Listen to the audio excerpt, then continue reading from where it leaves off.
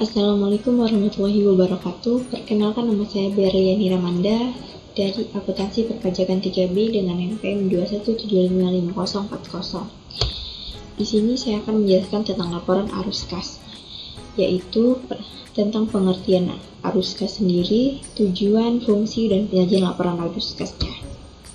Yang pertama, pengertian dan tujuan. Pengertiannya yaitu salah satu laporan keuangan yang diperlukan para pengambil keputusan adalah laporan arus kas. Laporan arus kas berupa anggaran dan realisasi yang sangat berguna, antara lain untuk memprediksi kebutuhan kas perusahaan agar tidak kurang dan tidak lebih. Kas terdiri dari saldo kas dan rekening giro. Dan setara kas merupakan investasi yang sifatnya sangat liquid, berjangka pendek, dan yang dengan cepat dapat dijadikan kas dalam jumlah tertentu tanpa menghadapi risiko perubahan nilai yang signifikan. Arus kas juga merupakan arus kas dan arus keluar kas atau setara kas. Sementara itu, tujuannya yaitu memberikan informasi historis mengenai perubahan kas dan setara kas dari suatu perusahaan melalui laporan arus kas yang mengklasifikasikan arus kas berdasarkan aktivitas operasi, investasi maupun pendanaan selama satu periode. Kemudian fungsi arus kas yang pertama yaitu menilai kemampuan perusahaan dalam menghasilkan kas dan setara kas dan memungkinkan para pemakai mengembangkan model untuk menilai dan membandingkan nilai sekarang dari arus kas masa depan dari berbagai perusahaan. Kemudian yang kedua, meningkatkan daya banding pelaporan kinerja operasi berbagai perusahaan karena dapat meniadakan pengaruh penggunaan perlakuan akuntansi yang berbeda terhadap transaksi peristiwa yang sama. Kemudian yang ketiga, meneliti kecermatan dari taksiran arus kas masa depan yang telah dibuat sebelumnya dan dalam menentukan hubungan antara profitabilitas dan arus kas bersih serta dampak perubahan harga. Penyajian laporan arus kas dibagi menjadi tiga. Yang pertama, arus kas operasi, yang kedua arus kas investasi, dan yang ketiga arus kas pendanaan. Ada dua metode dalam penyajian laporan arus kas. Yang pertama ada metode langsung. Metode ini kelompok utama dari penerimaan kas bruto dan pengeluaran kas bruto yang diungkapkan. Salah satu tujuan pelaporan keuangan adalah untuk memberikan informasi mengenai aliran kas dari perusahaan. Laporan arus kas akan bermanfaat untuk mencapai tujuan lebih jauh lagi. Laporan keuangan diharapkan bisa memberi informasi mengenai likuiditas perusahaan, fleksibilitas keuangan perusahaan, kemampuan operasional.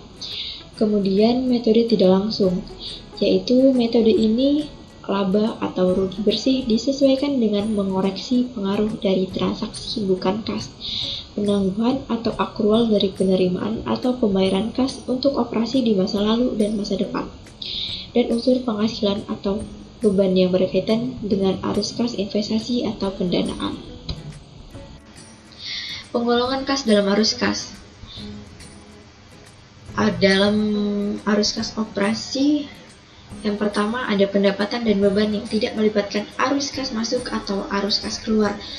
Yang kedua, keuntungan dan kerugian terkait dengan aktivitas investasi. Perubahan dalam aktiva lancar selain kas dan kewajiban lancar sebagai hasil transaksi pendapatan dan beban yang tidak mempengaruhi arus kas.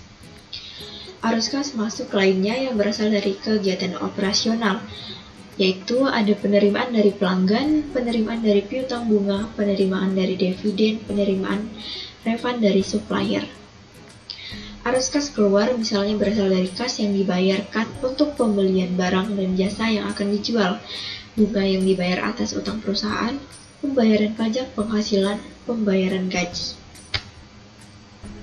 Kemudian dari arus kas aktivitas investasi ada arus kas yang diterima, misalnya dari penjualan aktiva tetap, penjualan surat berharga yang berupa investasi, penagihan pinjaman jangka panjang, tidak termasuk bunga jika ini merupakan kegiatan investasi. Penjualan aktiva lainnya yang digunakan dalam kegiatan produksi, tidak termasuk persediaan. Arus kas yang keluar dari kegiatan ini misalnya adalah pembayaran untuk mendapat aktiva tetap, pembelian investasi jangka panjang, pemberian pinjaman kepada pihak lain.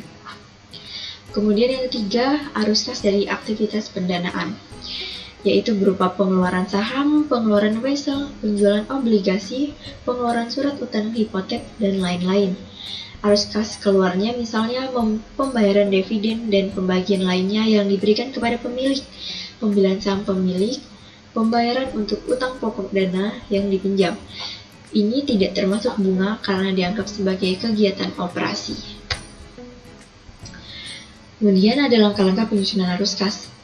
Informasi yang diperlukan untuk menyusun laporan arus kas umumnya diperoleh dari sumber-sumber sebagai berikut, yaitu neraca kooperatif yang memberikan informasi tentang perubahan aktiva, utang, simpanan anggota selama periode tertentu. Contohnya ada di sini. Contoh neracanya seperti ini. Kemudian yang kedua ada laporan laba rugi yang memberikan informasi tentang laba bersih dan komponen serta pembayaran dividen selama satu periode. Untuk contoh laporan laba rugi bisa kita dilihat pada slide berikut ini.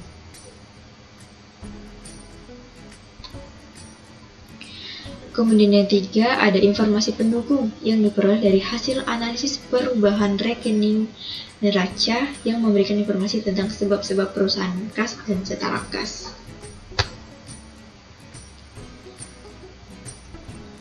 Ini merupakan format umum laporan arus kas yang biasa digunakan pada umumnya.